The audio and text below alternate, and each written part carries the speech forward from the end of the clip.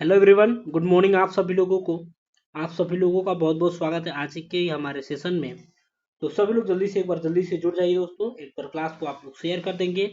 जो लोग भी क्लास में पहली बार जुड़े हैं तो प्लीज चैनल को आप लोग सब्सक्राइब करेंगे, बेल आइकन को प्रेस करेंगे ताकि वीडियो का नोटिफिकेशन डेली आप सभी लोगों को मिल सके। उम्मीद है सभी लोग स्वस्थ होंगे, अच्छे से आप सभी लोगों की पढ़ाई चल रही होगी। एक बार जल्दी से क्लास को आप लोग शेयर कर दीजिएगा, फटाफट से शेयर करिए बिना देरी के हुए। और चलते हैं आज के पहले क्वेश्चन की तरफ। पहला प्रश्न क्या है हमारा, तो अच्छे से एक बार आंसर करेंगे कमेंट बॉक्स में सभी लोग। मिजल्स के चकत्ते सबसे पहले कहां पर दिखाई देते हैं? धड़ पर दिखाई देते हैं, चेहरे पर, हाथों पर या पैरों पर? कहां पे दिखाई देते हैं सबसे पहले मिजल्स के चकत्ते? तो आंसर कर दीजिए क्या हो जाएगा।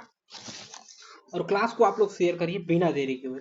ठीक है, बिना देरी के हुए क्लास को आप लोग शेयर करेंगे। जो लोग भी जुड़े हैं ना, सभी लोग लास्ट तक जरूर बने रहेंगे।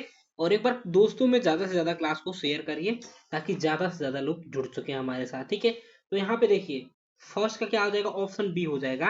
यानी कि चेहरे पे मीजल्स के चकत्ते हैं ना, ठीक है, सबसे पहले कहाँ पे दिखाई देते हैं? तो ये दिखाई देते हैं लाल रक्त के चकत्ते सबसे पहले, इसी के शुरू होने से पहले कहाँ पे दिखाई देंगे? तो ये आपके चेहरे पे दिखाई देते हैं। ठीक है, ध्यान रखिएगा। तो ऑप्शन क्या हो जाएगा, ए बी राइट आंसर हो जाएगा यहाँ पे। चलिए नेक्स्ट क्वेश्चन को देखिए। एमटीडी यानी कि मल्टी ड्रग थेरेपी किस बीमारी में दिया जाता है? तो सभी लोग बताएंगे। ठीक है, एक बार बताइए। पोलियो में दिया जाता है, टीबी में दिया जाएगा, लेप्रोसी में दिया जाएगा, एड्स में दिया जाएगा, किस में दिया जाता है एमडीटी मल्टी ड्रग थेरेपी दोस्तों? तो बताइए यहाँ पे क्या हो जाएगा। तो ऑप्शन हो जाएगा सी। ठीक है, जैसे कि आप लोगों ने काफी लोगों में दिया आप में से। तो लेप्रोसी हो जाएगा यानी कि कुष्ठ रोग, ठीक है, के इलाज के लिए मल्टी ड्रग थेरेपी, ठीक है, 1981 से कब से ये दिया जाता है? ठीक है, 1981 से प्रभावी ढंग से किया जा रहा है, जो कि 3 एंटीबायोटिक दवाओं का संयोजक होता है। जिसमें क्या होगा, ठीक है, डेप्सोन, रिफेम्पिसिन एंड क्लोफाइजीमाइन यहाँ पे दिया जाता है। 6 से 12 महीने के उपचार से क्या होते हैं, इसमें बैक्टीरिया मर जाते हैं और व्यक्ति ठीक हो जाता है। किसमें? तो लेप्रोसी यानी कि कुष्ठ रोग में, ध्यान रखिएगा। ठीक है, ठीक है, यहाँ पे कुष्ठ रोग में आगे बढ़िए। यहाँ पे देखिए आगे पोलियो के बारे में देखेंगे। पोलियो क्या है, तो एक वायरस जिससे क्या होता है, लकवा होता है। इसे पोलियो के टीके से आसानी से रोका जा सकता है। इसे पोलियोमाइलाइटिस के नाम से भी जाना जाता है। टीबी क्या है, ट्यूबरकुलोसिस, ठीक है, किसके कारण होता है? तो माइक्रोबैक्टीरियम ट्यूबरकुलोसिस के कारण होता है। ठीक है, नामक जीवाणु के कारण होता है। फेफड़ों को प्रभावित करता है और शरीर के किसी भी हिस्से को भी प्रभावित कर सकता है ये। ठीक है, एड्स यानी कि क्या, ठीक है, एड्स या एचआईवी जिसे कहा जाता है, ह्यूमन इम्यूनोडेफिशिएंसी वायरस के कारण होता है, ये ध्यान रखिएगा। ठीक है, एचआईवी, ठीक है, जो किया, ठीक है, इन्फेक्शन से लड़ने की शारीरिक क्षमता पर बुरा असर डालता है। यह वायरस इन्फेक्शन वाले खून, वीर्य या योनि द्रव्य यानी कि जिसे वेजाइनल फ्लूइड कहते हैं उसके संपर्क में आने से फैलता है। आगे बढ़िए, नेक्स्ट क्वेश्चन को देखेंगे। थर्ड नंबर बताएंगे, डिप्थीरिया सबसे ज्यादा किस माध्यम से फैलता है? दोस्तों आप लोग बताएंगे, डिप्थीरिया सबसे ज्यादा किस माध्यम से फैलता है? फेको ओरल रूट से फैलेगा, ड्रॉपलेट इन्फेक्शन, सेक्सुअल कांटेक्ट या, ठीक है, फॉर्मेटिस? तो सब लोग यहाँ पे जल्दी से बताएंगे। डिप्थीरिया जिसे गलघोटू भी कहा जाता है, ठीक है, नाक और गले की एक गंभीर संक्रामक ठीक है, जीवाणु संक्रमण है जिसे टीके के द्वारा आसानी से रोका जा सकता है। तो डिप्थीरिया कैसे फैलता है, जिसे गलघोटू भी कहा जाता है? ठीक है, तो यहाँ पे बताइए क्या हो जाएगा, सभी लोग आंसर करिए। तो ड्रॉपलेट इन्फेक्शन के द्वारा फैलता है। किसके द्वारा फैलेगा? ड्रॉपलेट इन्फेक्शन के द्वारा। ठीक है, बैक्टीरिया या वायरस से होता है। या तब होता है जब कोई व्यक्ति, संक्रमित व्यक्ति खांसता है, छींकता है या बोलता है जिससे कि हवा में संक्रामक एजेंट वाली छोटी छोटी बूंदें निकलती है। ये बूंदें आसपास के लोगों में, मुंह या नाक में या आंख में पहुंच जाती है। उससे क्या होता है, तो ये फैलता है डिप्थीरिया, ध्यान रखिएगा। ठीक है, यानी कि देखिए संक्रमित व्यक्ति से 1 से 2 मीटर की दूरी बनाए रखना चाहिए जो डिप्थीरिया से संक्रमित है। संक्रमित व्यक्ति के साथ जितना कम संपर्क में रहें उतना ही बेहतर होगा हमारे लिए। ठीक है, डिप्थीरिया से जो संक्रमित व्यक्ति हैं उससे दूर ही रहें। ठीक है, यहाँ पे ध्यान रखिएगा। देखिए देखिए ड्रॉपलेट इन्फेक्शन से क्या क्या फैलते हैं, जैसे कि इन्फ्लुएंजा फैलेगा, कंठमाला कोविड-19 हो जाएगा, ठीक है, रोजुला इन्फेक्ट हो जाएगा, ब्रोंकियोलाइटिस, ये सभी चीजें इससे फैलते हैं, ठीक है। फेको ओरल रूट क्या होता है, ठीक है, फेको ओरल रूट यानी कि बीमारी, यानी कि मल मौखिक मार्ग बीमारी फैलाने का एक तरीका है। इसमें क्या होता है, तो संक्रमित व्यक्ति के मल में मौजूद रोगाणु एक दूसरे के मुंह में जाते हैं, इसे फेको ओरल ट्रांसमिशन भी कहा जाता है, ठीक है, यहाँ पे ध्यान रखिएगा। चलिए, और यौन संपर्क आप पता ही है, लोगों के बीच कोई भी शारीरिक संपर्क है जो कि यौन प्रकृति, ठीक है, प्रकृति का होता है।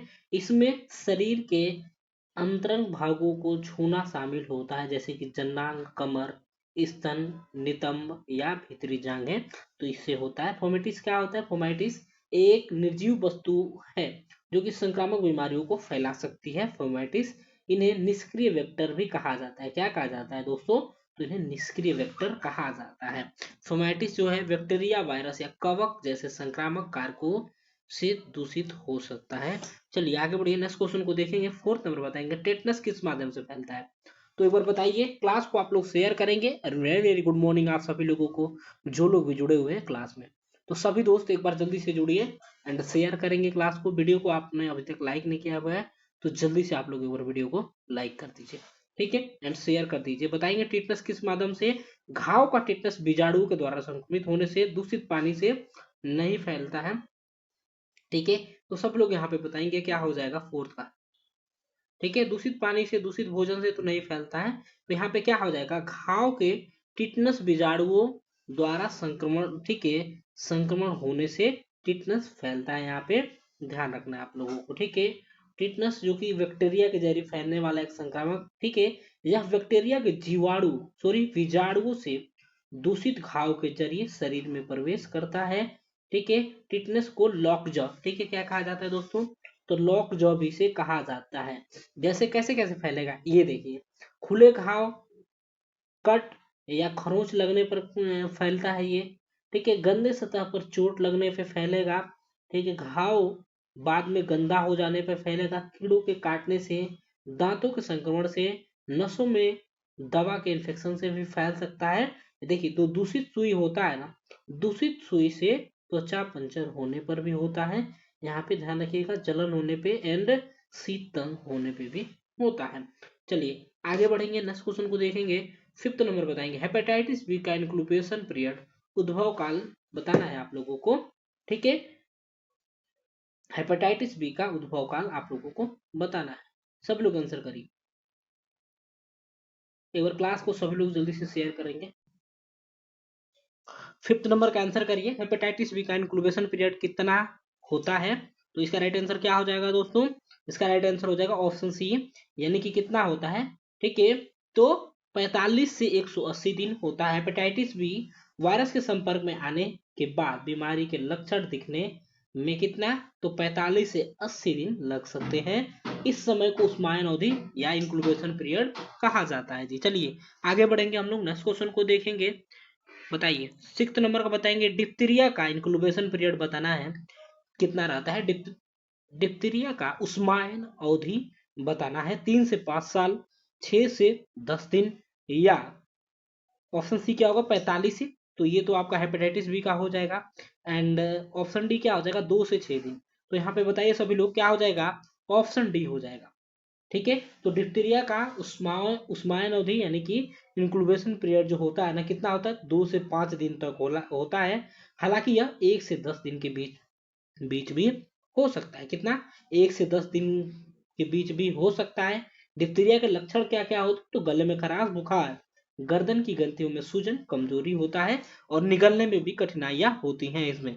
आगे बढ़िए, 7 नंबर को देखेंगे, निम्न में से कौन सी बीमारी कुपोषण के कारण होती है, यानी कि मेल न्यूट्रिशन के कारण होती है। तो सभी लोग जल्दी से बताएंगे, कुपोषण के कारण होने वाली बीमारी स्कर्वी है, डायबिटीज है, एनीमिया या वेरी वेरी होती है। तो कुपोषण देखिए, शरीर में अपर्याप्त तत्वों की कमी होती है तो उसे कुपोषण कहा जाता है।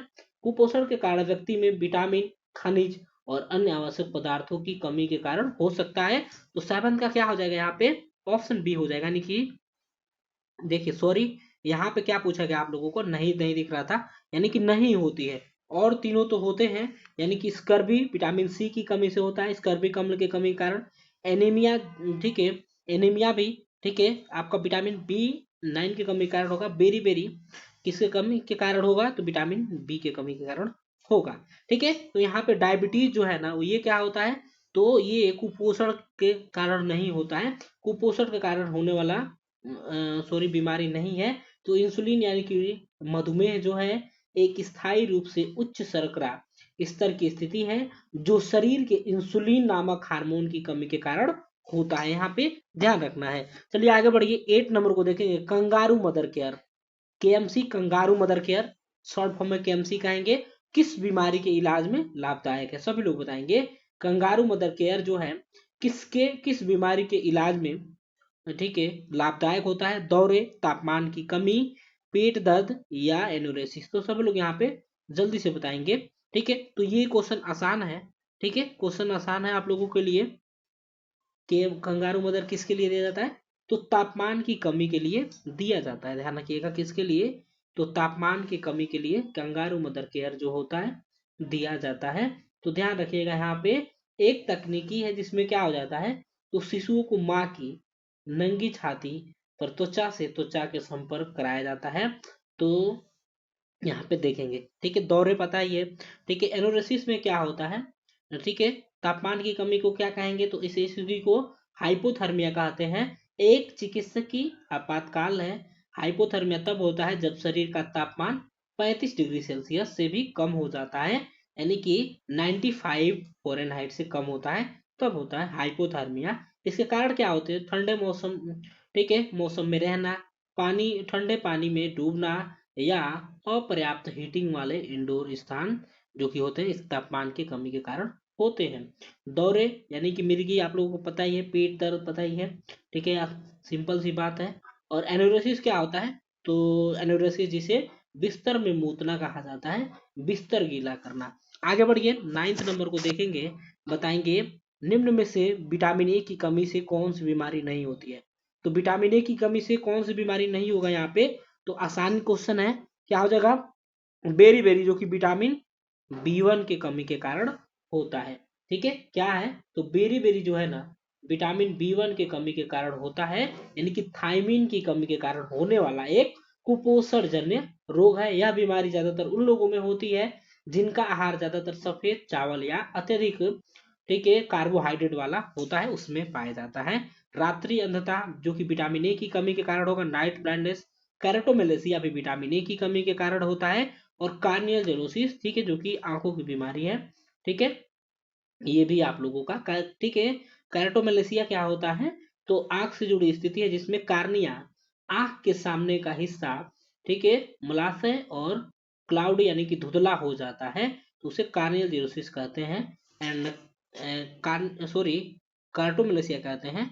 एंड कार्नियल जेरोसिस में क्या होता है, तो कार्निया की पारदर्शिता कम होने से कार्नियल, ठीक है, जीरोसिस होता है, यहाँ पे ध्यान रखिएगा। आगे बढ़िए, नेक्स्ट क्वेश्चन को देखेंगे, बताएंगे निम्न में से कौन सी जीवाणु जनित बीमारी है। तो जीवाणु जनित बीमारी कौन सी है, इसमें स्ट्रेंथ का सभी लोगों को बताना है। खसरा है, मम्स है, एड्स है, या डिप्थीरिया। डिप्थीरिया तो आपने काफी बार, बहुत बार पढ़ लिया है, क्योंकि प्रीवियस ईयर के क्वेश्चन है सारे, ठीक है, तो आ ही जाता है कहीं ना कहीं, ऑप्शन में आ जाएगा, क्वेश्चन में आ जाएगा, ठीक है, इधर उधर से। डिप्थीरिया हो जाएगा, यहाँ पे क्या हो जाएगा, 10th का ऑप्शन डी होगा, यानी कि डिप्थीरिया हो जाएगा राइट आंसर। तो डिप्थीरिया जिसे गलघोटू भी कहा जाता है, क्या कहा जाता है, ठीक है, तो गलघोटू भी कहा जाता है इसे, ठीक है, क्या कहा जाता है दोस्तों, तो गलघोटू भी कहा जाता है।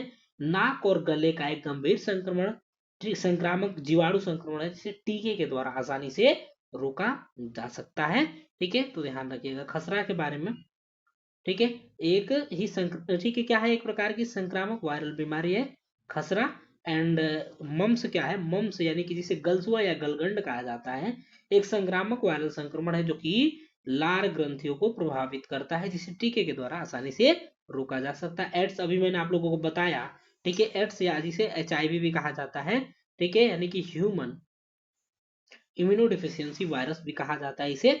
चलिए आगे बढ़ेंगे, नेक्स्ट क्वेश्चन को देखेंगे। 11वां नंबर बताइए, लड़कियों में यौवन की पहली घटना होती है। तो ठीक है, तो लड़कियों में यौवन की लड़कियों में यौवन की पहली घटना कौन सी होती है? तो प्यूबार्के होगा, थैलार्के होगा, रजो दर्शन होगा या मेनार्के हो जाएगा। तो सभी लोग यहाँ पे जल्दी से बताइए दोस्तों क्या हो जाएगा। तो लड़कियों में यौवन की पहली घटना क्या होता है? तो स्तन का विकास या स्तन उभार होता है, जिसे क्या कहते हैं? तो थैलार्के कहा जाता है। जिसे क्या कहा जाता है? तो थैलार्के कहा जाता है। यह आमतौर पे 8 से 13 साल की उम्र में होता है। कितना होता है? तो 8 से 13 साल की उम्र में होता है। प्यूबिस हेयर बढ़ना, ठीक है, इसमें क्या होता है? लड़कियों के यौवन के, ठीक है, प्यूबिस का जो बाल होता है बढ़ना, पैरों और, ठीक है, अंडर आर्म में बाल बढ़ना, मासिक धर्म शुरू होना एंड योनि स्राव होगा, शरीर से दुर्गंध आना, ये सभी चीजें होते हैं। कुल्ले चौड़े होने, तो ये क्या होते हैं? तो लड़कियों की यौवन की पहली घटना होती है दोस्तों, तो ध्यान रखिएगा। ठीक है, ठीक है, यहाँ पे देखिए रजो दर्शन का मतलब क्या होता है?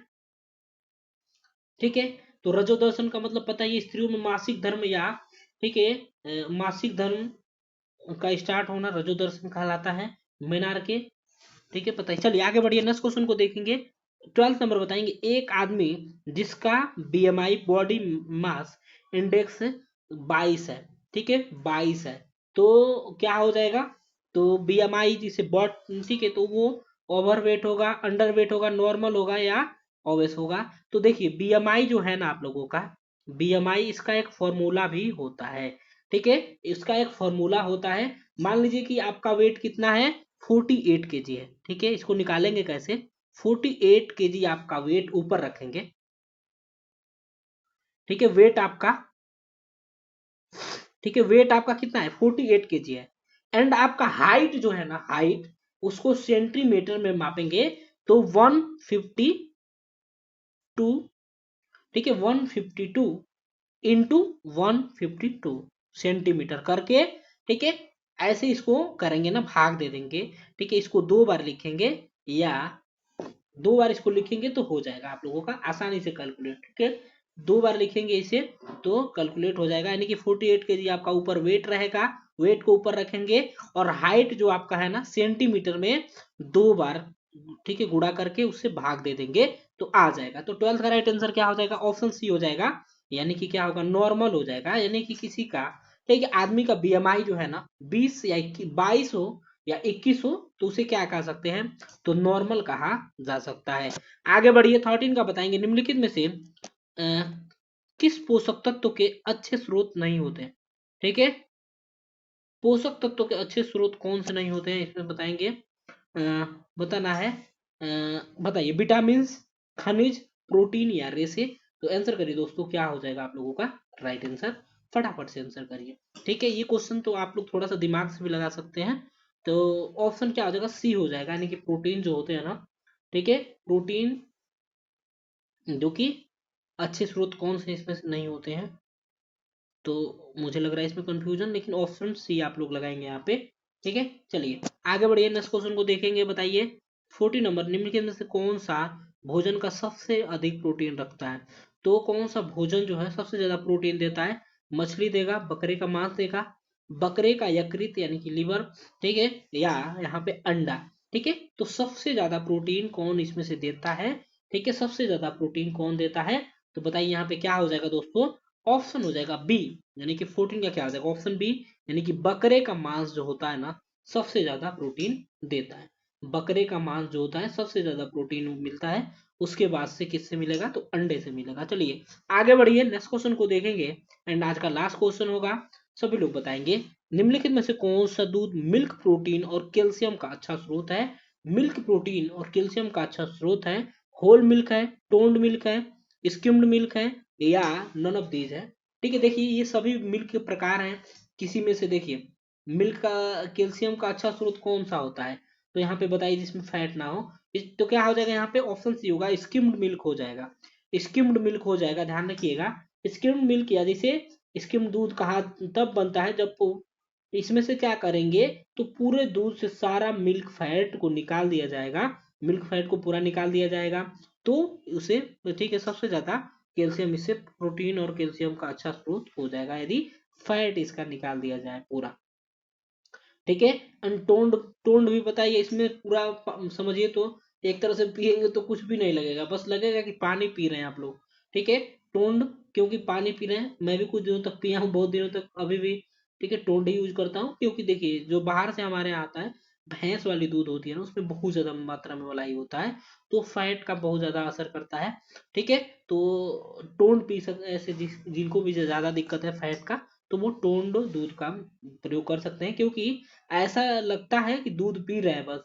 ठीक है, उसमें ज्यादा कैल्शियम वगैरह वो मिलता है, प्रोटीन मिलता है, लेकिन उसमें थोड़ा सा भी फैट की मात्रा नहीं रहती है। ठीक है, तो चलिए ठीक है, तो ये रहा ना हमारे 15 प्रश्न। मिलेंगे आप सभी लोगों से कल सुबह 9 बजे। तब तक के लिए bye bye, take care, thank you so much for watching, have a great day. धन्यवाद सभी लोगों को, बाय बाय, टेक केयर।